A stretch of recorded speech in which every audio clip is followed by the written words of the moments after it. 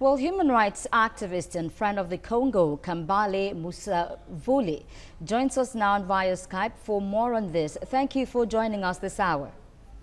Thank you. Now, today is the Human Rights Day. How do we stand up as global citizens to injustice everywhere?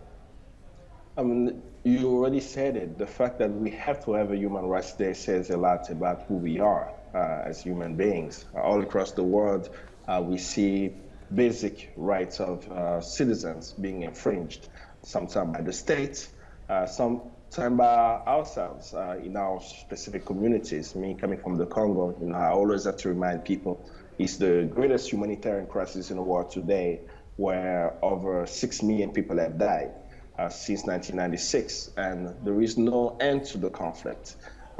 When we now say we are celebrating human rights, I hope people can take the time to recommit to actually upholding the basic rights, be it in Nigeria, be it in Ghana, or anywhere else on the African continent. And as an African continent, we have a lot to do to be able to even celebrate the Human Rights Day, because there is no time to celebrate. We need to make sure that citizens on the African continent can feel that they're living with peace and human dignity.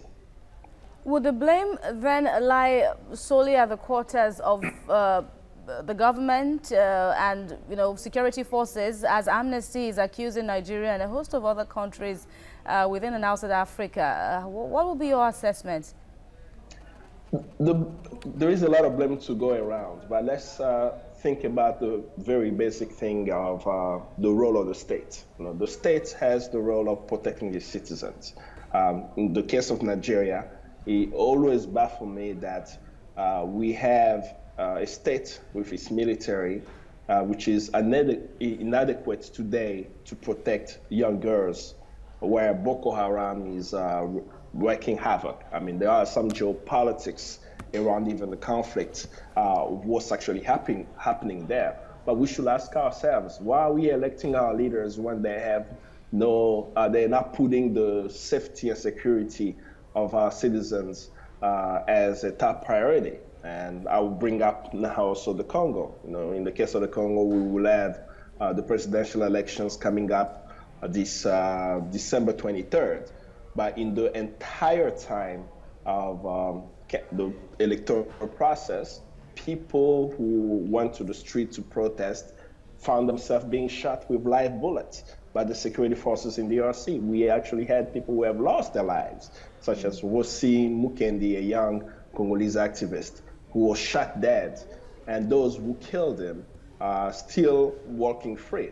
So in order to respect for the state to provide some human dignity to the citizens, they must make sure that the laws are respected, that if security forces are assaulting the civilians, they're actually held accountable.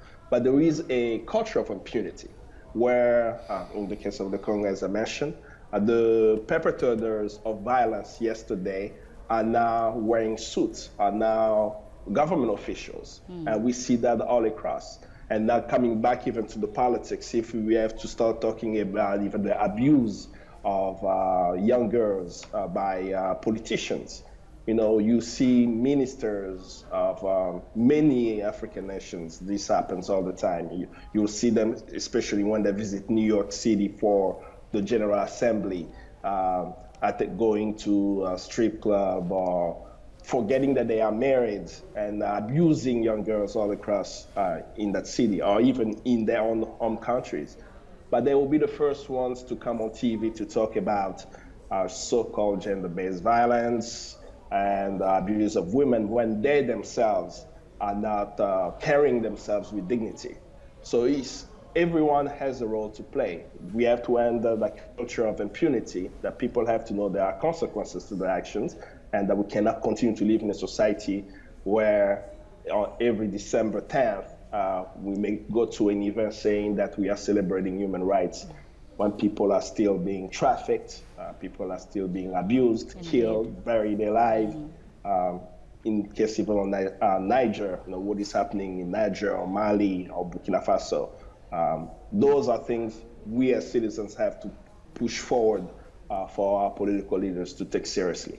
Indeed, and in light of this, today is the 70th anniversary of the Declaration of Human Rights. How would you assess the articles of that declaration? Has it merely been rhetorics, or have they been really implementable? The Declaration of Human Rights is implementable, and it comes from a history. You know, before even the Holocaust, you know, we've had the slavery where millions of Africans were taken away as merchandise off of the continent. That just gives you the nature of humankind, when we treat each other. So but when they implemented that document, the hope was that it would create a standard in how we would treat each other, be it states, institutions, or individuals amongst themselves.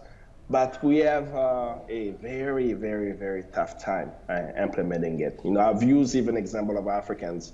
I mean, let's take a look at what the United States did in Iraq. You know, a foreign country, when there's an invading country, and caused the death of millions of Iraqis. 1.2 million Iraqi died during the invasions there. And the level of abuse that have taken place. And even just what we all know on this planet today. All right. The Palestinian people Kambale, are not... I'm afraid, Kambale, we have to end this conversation now due to time constraints on our hands. We appreciate your analysis on Human Rights Day being marked today, of course. Kambale Musavule, human rights activist from Accra. Thank you.